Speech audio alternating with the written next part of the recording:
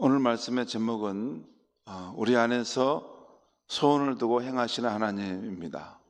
우리 안에서 소원을 두고 행하시는 하나님.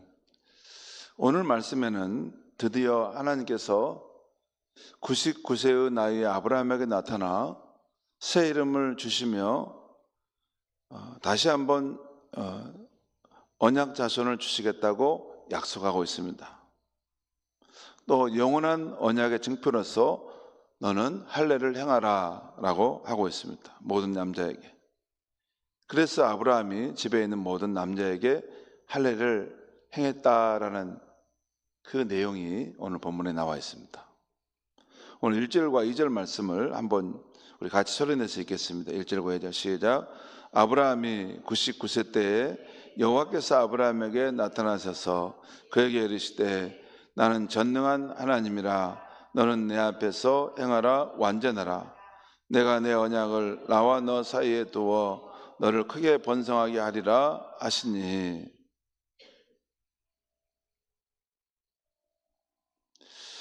지금 하나님께서 아브라함에게 나타나셨는데 그때가 몇 세 때라고요? 99세 때. 왜 99세 때 나타났을까요? 그런 생각도 해볼 수 있죠. 여러분 잠깐 저를 보시죠. 이 성경을 보면요, 하나님께서 그냥 아무 때나 나타나지 않습니다. 어제도 나타나고 오늘도 나타나고 내일도 나타나고 뭐 우리가 오시라고 하면 항상 이렇게 오시는 게 아니고 하나님도 자유의지를 가지고 뜻을 가지고 계시잖아요. 근데 창세기를 보면 아브라함의 기사에 보면 하나님께서 아브라함의 삶에 나타나실 때가 몇 번 있죠. 나오지 않습니까? 창세기 12장에 보면 하란에 있을 때 아브라함에게 영광의 하나님 나타나서 너의 고향과 친척과 아버지 집을 떠나 내가 내게 보여줄 땅으로 가라. 그거 나오지 않습니까? 그리고 또 창세기 15장입니까? 아브라함이 전쟁에 승리하고 돌아왔을 때, 그렇지만 뭐 자기는 아무것도 이제 뭐 상급도 없고 뭐 세월이 지나지만 아무 자식에 대한 소식도 없고 그래서 낙심할 때 또 하나님의 아브라함에게 나타나시잖아요. 나는 너의 방패고 너의 지극히 큰 상급이다. 그러면서 아브라함에게 이제 말씀하는데 하나님 안 되겠습니다. 내 종 엘리에셀이 이러다가 다 상속받게 되겠습니다. 도대체 아들을 주시겠다는 약속은 언제 이루어지는 겁니까? 그렇죠? 그때는 또 10년이 지난 85세 때입니다. 그때 아브라함에게 하나님께서 하늘의 무뼈를 보여주시면서 설명하잖아요. 또 언제 나타납니까? 아브라함이 하나님의 나타나시는 걸 보지 못해서 어떻게 실수하죠? 자기 아내 사라의 말을 듣고 하갈과 동침해서 자손을 낳지 않습니까? 아무튼 내 몸에서 난다니까 아무나 이렇게 태어나면 되는가 보다. 그렇게 해서 실수하고 그러지 않았습니까? 아브라함이 항상 하나님과 함께하는 그 상황 속에서 자기가 감지했다면 그런 실수 안 했겠죠. 또 그런 실수하고 넘어져가지고 인생이 왜 이렇게 힘들고 고달프냐 이런 상황들이 아마 있을 겁니다. 그런데 또 때가 돼서 하나님 다시 한번 나타났어요. 근데 지금 어느 때 나타났다고요? 아브라함이 99세 때. 하나님이 이렇게 중요한 인생의 순간에 이렇게 나타나십니다. 그걸 하나님의 카이로스라고 하거든요. 여러분 우리가 신앙생활 할 때도 여러분요, 항상 하나님 우리 함께 하심을 우리 알고 또 믿고 가지만 하나님의 인격적인 어떤 현현, 우리 인생 가운데 나타나시는 때는 어떤 순간이 있습니다. 그 순간이 우리 인생의 중요한 기점이 되죠. 나는 한 번도 그런 적이 없었다. 그럴 수도 있습니다. 그럴 수도 있는데, 그런데 우리 인생을 하나님께서 이렇게 빚어가실 때 정말 중요한 순간에 한 번씩 하나님 우리에게 자기 자신을 나타냈어요. 환경을 통해서든지 기도 응답을 통해서든지 또는 어떤 내밀한 어떤 방식으로 나타나십니다. 그런 것이 전혀 없는데 나는 신앙생활 잘한다. 근데 그런 것은 또 두 가지 면이 있습니다. 그렇게 해도 신앙생활 잘할 수도 있고, 또 하나 잘못하면 하나님을 믿는 신앙이 관념적이고 율법적입니다. 그냥 한번 있었던 것이 그냥 그대로 하고 있는 것이에요. 하나님과 우리의 관계는 인격적인 관계고 역동적인 관계입니다. 젊을 때도 중년 때도 나이 들어도 진짜 하나님을 섬기면서 살아가는 삶 속에는 중요한 순간에 하나님이 우리의 삶에 어떤 변환점을 일으키기 위해서 말씀하시기도 하고 어떤 사건을 일으키기도 하고 또 어떻게 그 하나님과의 그런 인격적인 교제 가운데 있는 사람들은 하나님이 이제는 이런 방식이 아니라 이렇게 살라고 내게 일깨우시는구나 하는 어떤 내밀한 소리를 듣는 것입니다.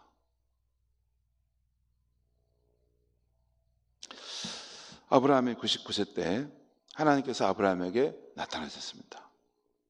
자, 이때는 아브라함이 이스마엘을 낳은 지 13년이 됐답니다.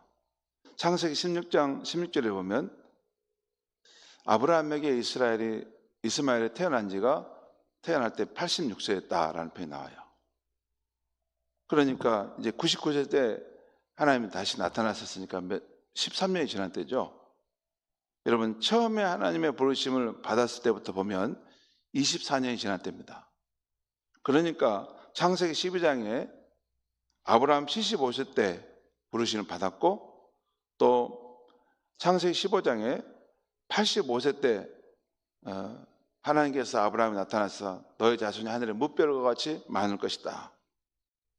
그리고 86세 때 아브라함이 실수하여 이스마엘을 낳게 되죠.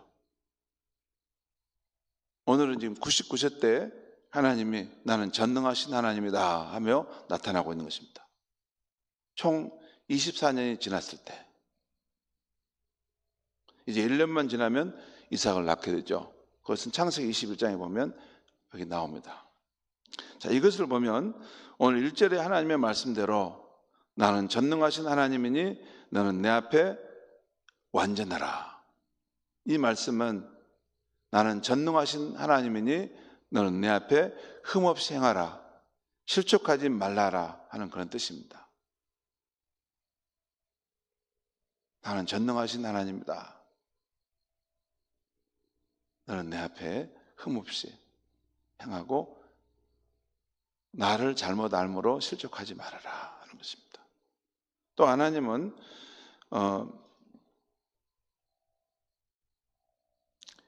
아브라함을 부르셨는데 그를 끝까지 인내하면서 세워가시는 것을 보여주는 말씀입니다.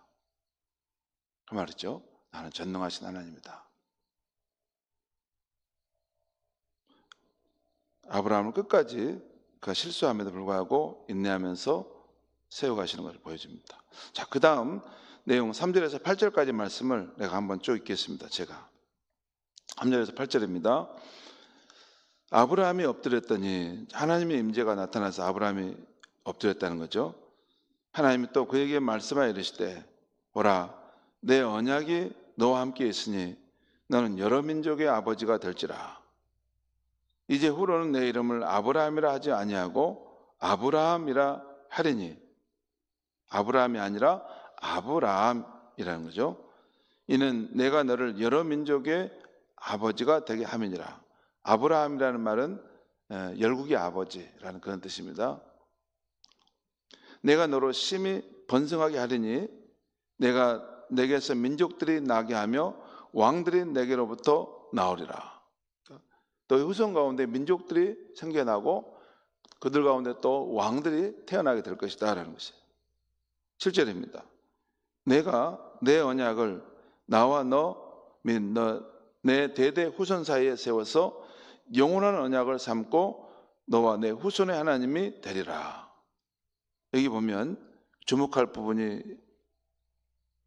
있는데요. 하나님께서 아브라함에게 나와 너 사이의 언약이라고만 말씀하지 않는다는 것이에요. 나와 너, 그리고 또 나와 너의 대대에 생기게 될 그 후손과의 맺어질 언약이라는 것이에요. 그 부분을 우리가 놓칠 수가 있어요. 나와 하나님과만 생각하는데 그게 아니고 넘어서 대대로 내 몸에 태어난 그 후손과도 맺어질 언약이라는 것입니다. 그래서 영원한 언약을 삼을 것이다. 8절 보겠습니다. 내가 너와 내 후손에게 내가 거류하는 이 땅, 곧 가나안 온 땅을 주어 영원한 기업이 되게 하고 나는 그들의 하나님이 되리라. 여기서 말씀은 아브라함의 하나님이 아니라 너의 후손들을 통해서도 태어나는 그들의 하나님도 나는 될 것이다 라는 것이에요. 우리는 너무 개인주의적인 시대를 살다 보니까 생각할 때 나와 하나님과만, 나만 개인적인 것만 자꾸 생각하는 건데, 하나님의 입장에서는 그게 아니라는 거예요. 나를 부르실 때 나만이 아니라 나를 통해 나온 후손을 통해서도 하나님께서 계속해서 관계를 맺으시며 그렇게 일하시겠다는 말씀입니다. 그게 좀 차이죠. 우리 가끔 보면 성도들 어떨 때 보면 나와 하나님과의 관계만 생각하고 그 가족이나 그 후손들에 대한 것들을 생각하지 못하는 면이 있는데 아닙니다. 우리를 부르실 때 하나님 수직적으로 나를 통해 태어난 그런 후손들을 통해서 그 일들을 행하실 것들도 있고, 어쩌면 오늘의 나보다도 내 후손들 가운데 앞으로 요셉 같은 인물을 일으키셔서 하나님이 큰일을 행하시려고 지금 저와 여러분을 부르신 것일 수도 있습니다. 그게 성경의 이야기입니다. 우리는 내가 중심이니까 나를 중심으로만 자꾸 생각하는 면이 있어요. 아닙니다. 하나님은 이 역사의 큰 흐름 속에서 줄이 세워져 있을 때 그 가운데 딱 하나 나를 이제 만나셨지만 그 다음에 있는 후손들을 통해서도 하나님은 얼마든지 크고 놀라운 일을 행하시고자 하는 것이고, 그것 때문에 오늘 저와 여러분이 이곳에 앉아서 하나님 믿고 있는 것일 수 있습니다. 자, 그 다음 내용은 하나님께서 아브라함에게 나와 너희 그리고 너희 후손 사이에 이 언약이 지켜지도록 할례를 행하라는 내용이 쭉 나와 있습니다. 그리고 하나님은 아브라함에게 이제 내 아내 사라의 이름도 바꾸라. 사라가 아니라 사라로. 사라도 열국의 어미라는 뜻입니다. 사라라는 이름을 바꾸라 하시면서 동일한 축복의 약속을 주십니다. 그에게로부터 많은 민족이 생겨날 것이고 여러 왕들이 나올 것이다. 그 다음에 하나님께서 아브라함과 사라를 축복하여 이렇게 하시겠다 하시자 아브라함이 자신과 사라의 나이를 생각하면서 그걸 불신합니다. 불신하는 거예요. 믿지 못하는 거예요. 그러면서 하나님 앞에 이스마엘이나 하나님 앞에 잘 되도록 해주시면 좋겠습니다. 여러분 이해가세요? 큰 꿈은 못 꾸고 작은 꿈, 이스마엘이라도 좀 잘 봐주세요, 이런 표현입니다. 거기에 이런 인간적인 그런 모습이 나타나죠. 하나님 나 많은 걸 안 바랄 테니까요, 지금 보니까 제 삶 하는 거 보니까 별로 되는 것이 없어요. 그냥 이스마엘만 좀 잘 좀 먹고 살게 해주십시오, 이 정도입니다. 그거 아닙니까? 하나님 아브라함을 보실 때 이 원대한 꿈과 계획을 갖고 큰 경륜 속에서 부르고 있는데 아브라함 생각하기를 그냥 먹고 살기만 좀 잘하게 해주십시오, 이 정도입니다.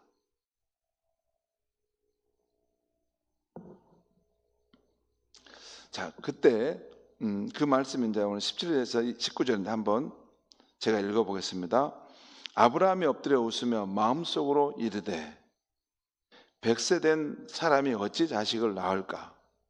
사라는 90세니 어찌 출산하리요? 그건 아브라함 자신과 그 부인 사라에 대한 자기의 생각을 지금 말하는 거죠. 속으로 생각했다는 거예요. 나는 100세가 됐는데 내 아내는 90세인데 무슨 자식을 받고 이제 이런 상황일까? 그렇죠. 그래서 18절에 아브라함이 이에 하나님께 이르되, 이제 이건 입술로 말한 거예요. 18절은요. 하나님, 이스마엘이나 하나님 앞에 살기를 원합니다. 그 말이에요. 19절 하나님이 이르시되 아니다. 그건 내 생각이야. 너의 생각이고 나의 이 계획과 경륜은 그게 아니다. 내 아내 사라가 내게 아들을 낳으리니 너는 그 이름을 이스하기라 하라. 내가 그와 내 언약을 세우리니 그의 후손에게 영원한 언약이 되리라. 하나님, 아니야, 그건 아니야, 나는 그런 계획을 갖고 있지 않아. 너 안에 사례가 낳은 그 아들이 앞으로 있을 텐데 그 이름을 이삭이라 하라. 내가 그와 내 언약을 세워서 영원한 그런 언약이 되게 할 것이다.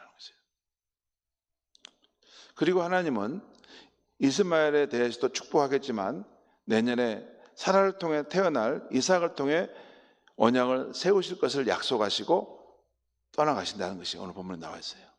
그 다음 내용은 아브라함이 하나님의 말씀대로 자기 집의 모든 남자에게 할례를 행하는 모습이 나옵니다. 여기까지가 오늘 말씀의 내용이에요. 내용은 길어도 정리하면 이렇게 간단하게 정리가 됩니다. 성도 여러분, 오늘 믿음의 조상 아브라함을 통해 하나님의 하시는 일을 보면 그 특징이 있음을 봅니다. 하나님 일하시는 특징이 있었어요. 두 가지만 잠깐 말씀을 해드리고 싶은데, 먼저 하나님은 어떤 일만 이루시는 것이 아니라 그 일을 통해서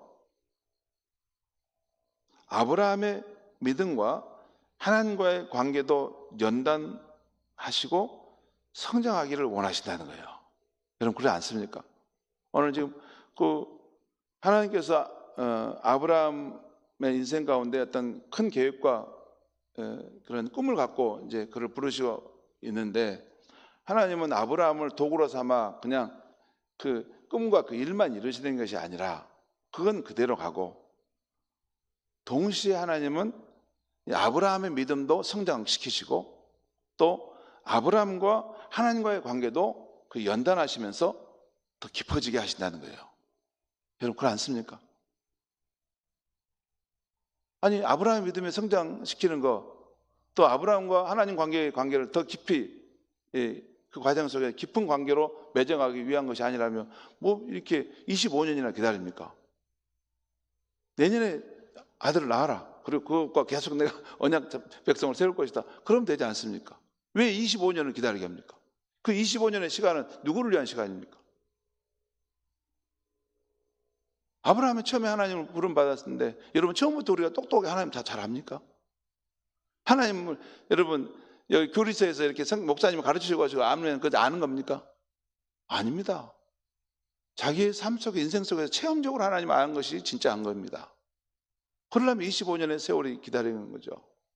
그래서 하나님은 아브라함을 부르셔서 그를 통해서 원대한 계획과 뜻도 세우시지만 동시에 아브라함의 믿음이 성장시키기 원하고 또 아브라함과 하나님 관계가 더 깊어져 가기를 원한다는 거예요.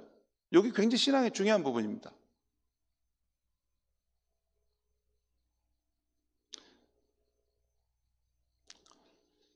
그래서 오늘도 하나님은 아브라함에 대한 약속을 단번에 이루지 않고 점차적으로 그걸 이루어가고 있는 것을 보죠.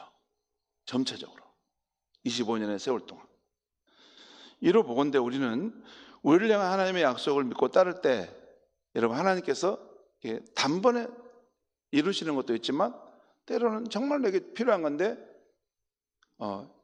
이걸 지체해 가면서 그것을 점차적으로 그걸 보여주시고 이루어 가시는 때가 있다는 것입니다. 그게 성경의 이야기입니다.